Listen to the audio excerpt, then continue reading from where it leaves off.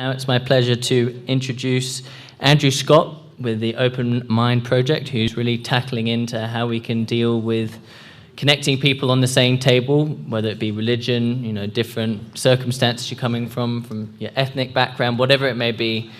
Mr. Scott is really laying a foundation to hopefully gather us all behind the same table so we can actually work on those solutions together, because we've all got to be on the same track if we expect to make that impact. And Sally's going to be walking through this conversation, so over to you, Sally. I'm sitting in actually for Chip. I just found out about this. so he's indisposed at the moment, I guess. And we have here Mr. Andrew Scott, who is a resident of our beautiful valley here. And he has developed something called the Open Mind Project. And from what I understand, it's a lot about social sciences. It's a lot about diplomacy and relationship to social sciences, understanding how people relate and also where their mindsets are and how that plays into really creating collaboration and solutions. So, Andrew? Thank you, Sally. I'm Andrew Scott, and I wanted to say something on behalf of the monks that came and did the blessing earlier, because they were laughing upstairs, and their friend Losan, who travels with them, who used to be one of the monks, he really wanted to come up here, but we were limited on time, obviously.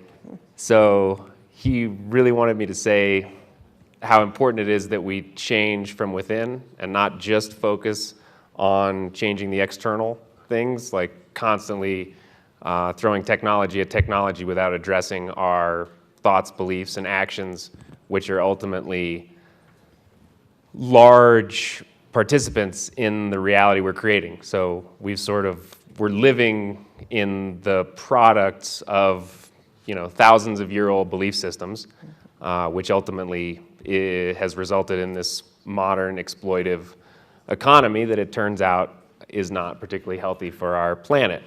Therefore, it's not particularly healthy for our long-term survival here. So the idea behind Open Mind Project is really to try to be the table, try to create the table that all the different participants, which is to say pretty much everyone alive today, where we can all come together and learn to communicate cooperatively, because we are at a point now in the human species that we've never been at before. There is no precedent for, as far as everything I've learned in the sciences, social sciences and hard sciences, we've never had this many billion people producing obviously this much carbon and garbage and trash and violence and heavy weaponry. So from the largest scale global leadership, international affairs, how do we stop nuclear weapons proliferation, to the smallest scale of how do we help day-to-day believers survive in rapidly changing circumstances and very difficult economies where we really need tools of compassionate dialogue, because people are drawn, the more stressed we are and the more bad news we consume in the media, the more we're going to be drawn to our habitual mental patterns, which means people are drawn back to the very places where they get the story that caused the undesirable outcomes, because those stories help us rationalize and justify those unhelpful outcomes.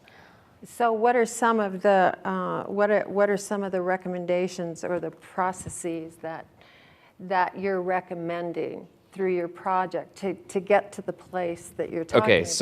So Open Mind Project, ultimately, if there was one goal, it would be to promote critical thinking and systems integrative thinking, which is to empower people to step back from their immediate reactions, immediate attachment to beliefs.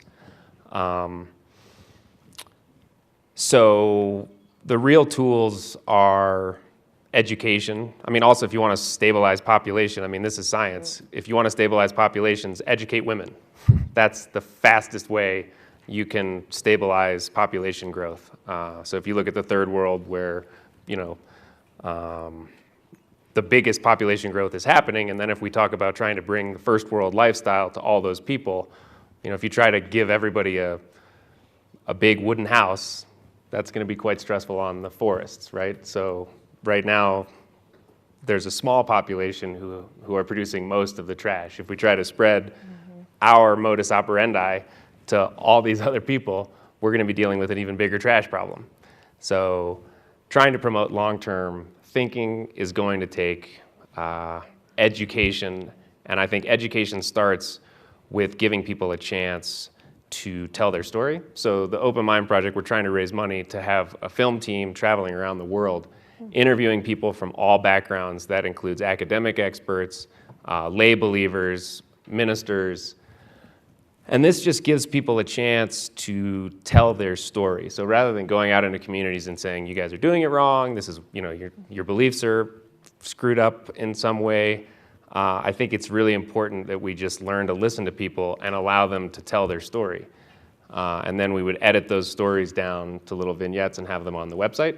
So the Open Mind Project presently, you know, we have a database of world religions. We're over 800 religions. So it's a search tool.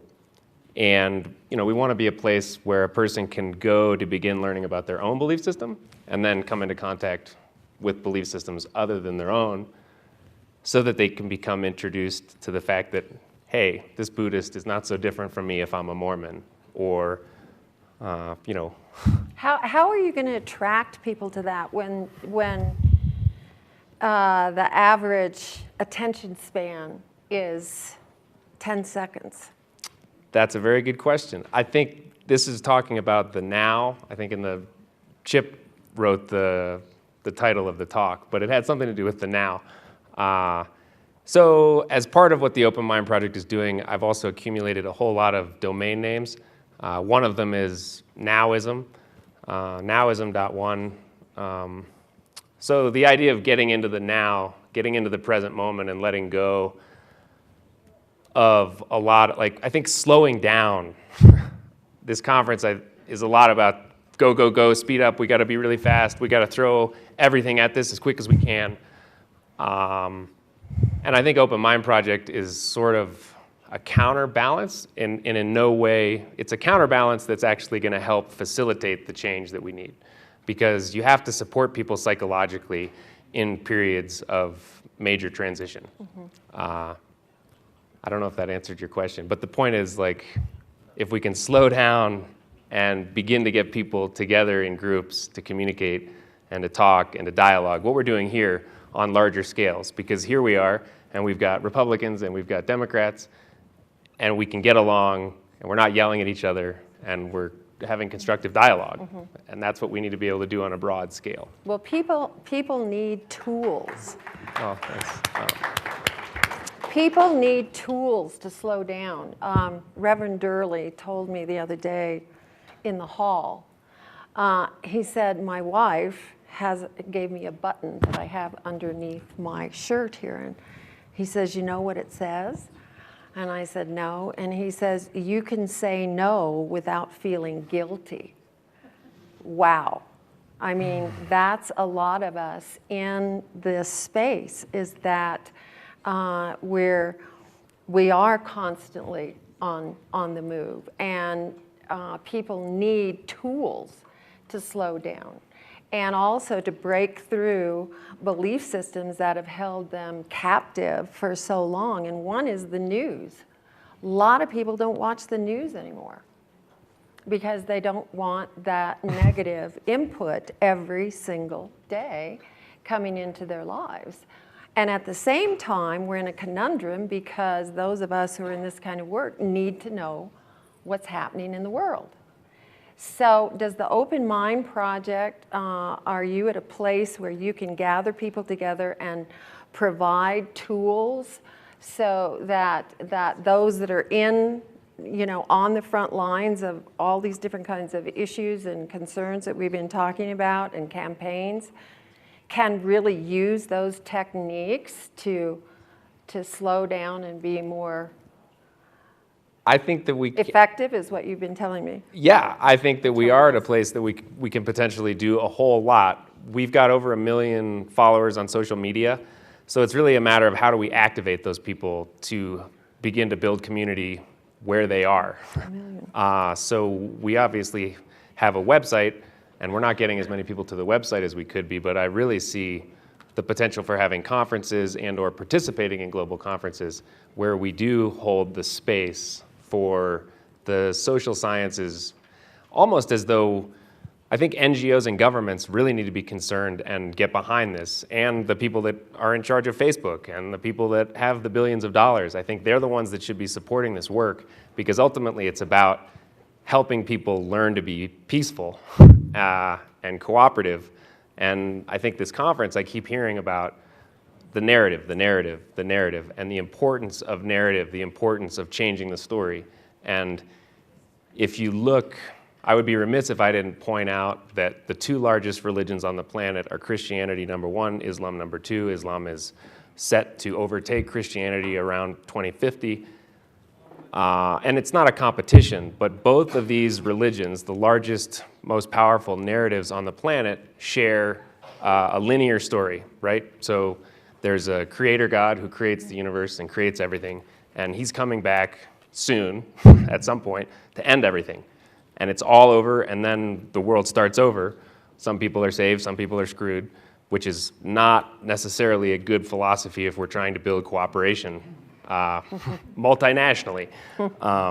We've created a nation-state system where nation-states are acting like selfish individuals competing with each other for limited supply of goods, and we're trying to shift from a competitive economy to a regenerative economy that's going to be sustainable. So it might be important for us to start building an alternative narrative that says, and I'm not saying that one thing is true, one thing isn't true, it's just a matter of expedient means. Like, what's the best story to tell if we want to create a sustainable reality? It's probably a story that says we're going to be here. We've got nowhere else to go. This is where we are.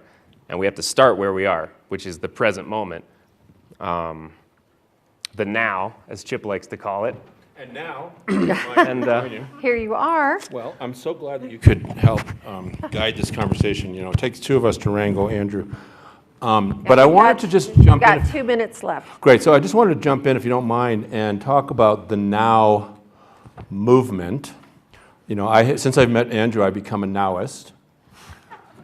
Because I think that, really when you think about it, no matter which religion you subscribe to, which is, what is it? We have a choice of Christian, Jewish, Muslim, Buddhist, Taoist, Zoroastrian, wait a minute, Native American, what am I leaving out, about 10 or 20? Anyway, however many there are. But then there's just now. And it's only now moving into now. And really, when you think about it, there's no past and there's no future, there's only right now. So being present makes a lot of sense, especially when we're trying to solve climate change, right? And so Andrew has some extraordinary things that I become aware of, like 2,500 URLs. Half of them I want. How'd you do that, by the way? Not to mention the fact that he figured out how to get 1.2 million likes on Facebook. How did you do that? Exactly. Persistence. One guy. 7 years of, I think we spent about $20,000, honestly, on boosting ads, but when I look at the metrics, that's like unbelievable that you don't get that many likes. So there's clearly interest out there in Open Mind Project. We have more likes in the Middle East. I think Facebook basically boosts more outside of America. I'm not sure why. Maybe Americans are just more valuable, so to speak. But I'm really excited that we've got people all over the world that are potential change activators. Yeah. Well, I want to finish this, if you don't mind, since I just joined, with something really sweet for both of you, okay? Because I know that both of you were very dear friends with John Denver. And John Denver might have been the original nowist, if you really think about it. He did something for this world with his voice that only he could have done. And I know that, you've known him since you were a little boy. I know that Sally was very good friends with John in multiple levels.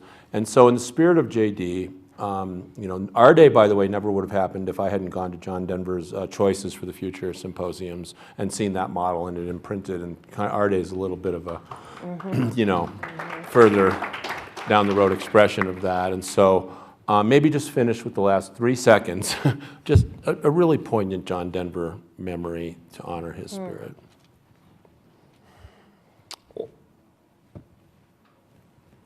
You're the guest. Okay, well, John Denver was like an uncle to me. We were neighbors. Growing up, he was really close friends with my granddad. So I don't have any, I wouldn't say, yeah, he was like Uncle John, I suppose. I just remember him fly fishing, standing out. The last time I saw him, I was 16, which was not long before he passed away. I have a story. Let Sally tell. I have a story. This was, I'm going to say in the 1980s. And I was working on the Alaska Lands Bill, which was in deep contention in the Senate. We needed to get it passed before President Carter went out of office. And we were right on the edge of that. And I had been deeply involved in the Alaska Coalition and getting all the pieces together. And it was 101 million acres of Alaska, wild rivers, wilderness areas, wildlife preserves, and national parks that were on the table and on the line. And there was a series of amendments that were coming up called the Tsongas Amendments, which was a senator who, named after him, who was putting them forward. And they were really, really key amendments. And if we didn't get them, it would have gutted the bill. So I was on John's board at that point and actually was a chairman for Choices Conference and getting all that going. Great. And I went to John and I said, I want you to come to Washington. And he says, I hate Washington. And I said, you've got to come. You have got to come and be on the floor in the Russell Committee building, in the committee room, which is the largest committee room on the Hill. I want you to stand on a wooden box, which is you and your guitar. And I want you to sing Alaska. And I'm going to have everybody in the House that I can get there, and I will have almost the whole Senate there. And you've got to do this. And he said, I'm not going to do it. I don't like the system. I'm not going to support the system. I said, you don't support the system, then you don't support preserving all the things that you care about that are in this bill in Alaska. So finally he relented. So off we go. And it was like a month and a half later. And so the committee room was packed because it was John. And we did all of our meet and greets, and we move over, and here was the wooden box. And I said, go, go, go, go, go. And he goes, yeah. So he went over, he gets up, hand him his guitar, and he starts to play. And it was John's voice, it was the frequency of John's voice that could touch hearts like no other voice I've ever heard. It was the frequency. And so, which is energy, and everything is energy, everything is frequency. So he starts playing, and he starts playing kind of soft. And pretty soon, nobody said, shh, nobody said be quiet. Pretty soon, the room, starts to temper down. And there he is, all by himself, no band, playing and singing Alaska, and you could have heard a tear drop on the floor. It was extraordinary. And after it was over, guess what? The bill passed. Well, in the spirit of now and in the spirit of John Denver, thank you both for your leadership. Thank you, Chip.